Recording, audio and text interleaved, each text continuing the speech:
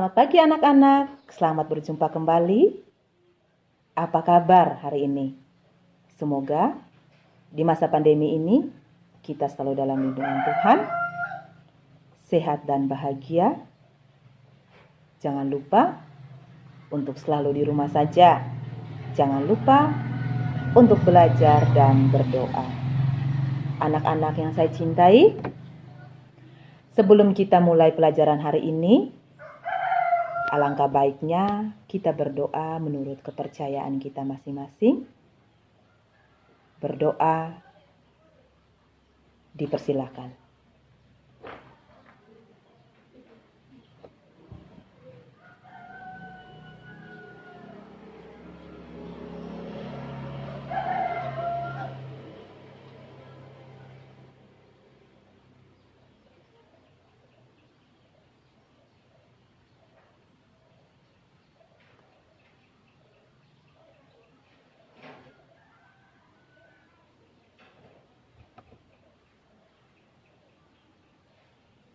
Berdoa selesai.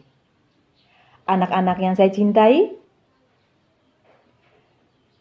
pertemuan kemarin kita sudah membahas tentang cerpen. Dan hari ini kita akan membahas tentang menelaah teks cerpen berfokus pada teks cerita pendek. Apa saja struktur-struktur pada cerita pendek? Mari kita belajar sekarang. Struktur pada cerita pendek ada 5. Yang pertama, ada struktur abstrak. Yang kedua, ada struktur orientasi. Yang ketiga, ada struktur komplikasi. Yang keempat, ada struktur evaluasi. Dan yang terakhir, ada struktur koda. Apa pengertian dari masing-masing struktur? Struktur abstrak merupakan sebuah pemaparan awal dari cerita yang akan disampaikan. Abstrak merupakan pelengkap dari sebuah cerita pendek. Kita masuk pada pengertian dari struktur orientasi.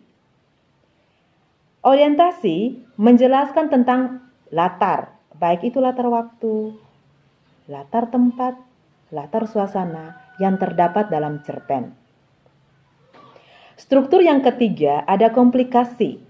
Struktur komplikasi adalah struktur di mana terdapat pemaparan awal sebuah masalah yang dihadapi oleh tokoh. Struktur keempat adalah evaluasi, yaitu masalah yang dipaparkan akan semakin memuncak. Maksudnya masalah di sini adalah masalah yang diceritakan dalam cerpen tersebut. Dan yang terakhir adalah resolusi. Merupakan akhir dari permasalahan yang ada di dalam cerpen. Itu tadi bagian-bagian struktur dan pembahasannya. Anak-anak yang saya cintai, coba sekarang kita perhatikan cerpen berikut. Pada cerpen ini ada struktur dan alasan dari setiap struktur. Ibu akan membacakan cerpennya.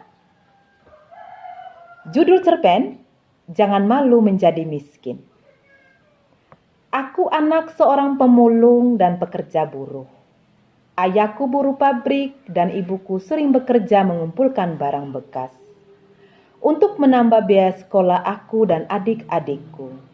Namun aku bahagia dan selalu bersyukur. Aku memiliki kedua orang tua yang baik dan penyayang. Banyak anak yang belum tentu seberuntung aku tidak punya ayah maupun ibu.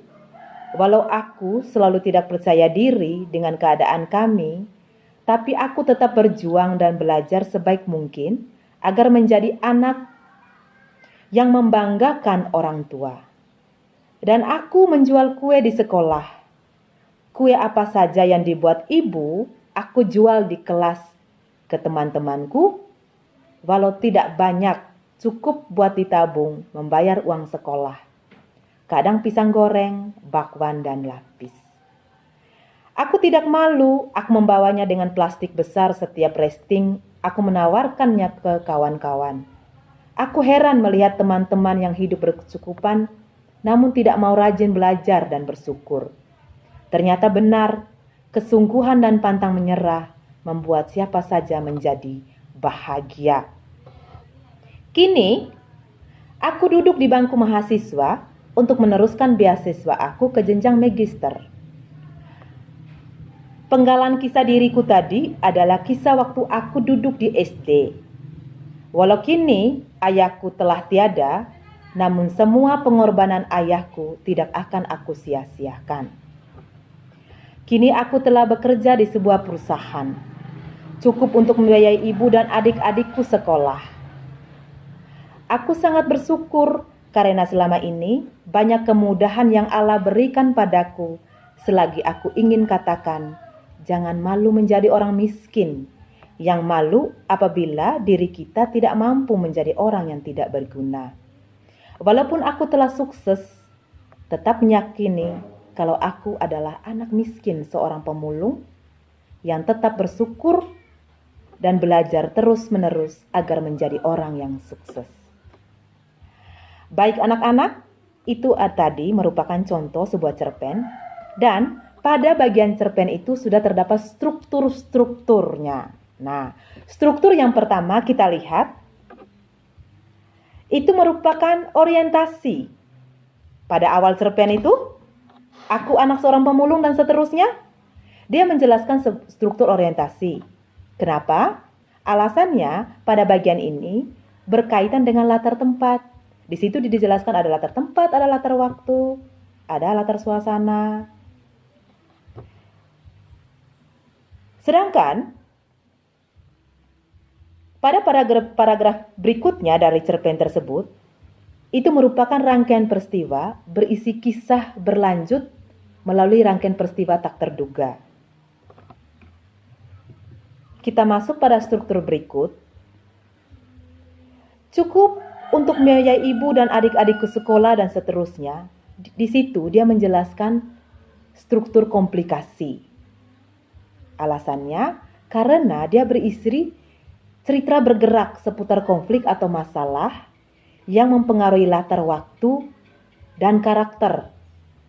Ya, di sini dia mengarah pada tokoh utama. Tokoh utamanya tadi adalah aku. Dan yang terakhir, walau aku telah sukses tetap meyakini kalau aku adalah anak miskin seorang pemulung. Itu merupakan solusi. Dia berisi masalah atau tantangan yang dicapai dan berhasil. Di mana si aku di sini, walaupun dia anak seorang pemulung, tetapi dia sudah berhasil dalam hidupnya. Baik anak-anak, itu tadi tentang struktur yang terdapat dalam cerpen dan Ibu sudah paparkan contohnya. Untuk lebih jelasnya lagi, anak-anak bisa membaca pada buku pelajaran atau pada modul yang Ibu sudah berikan.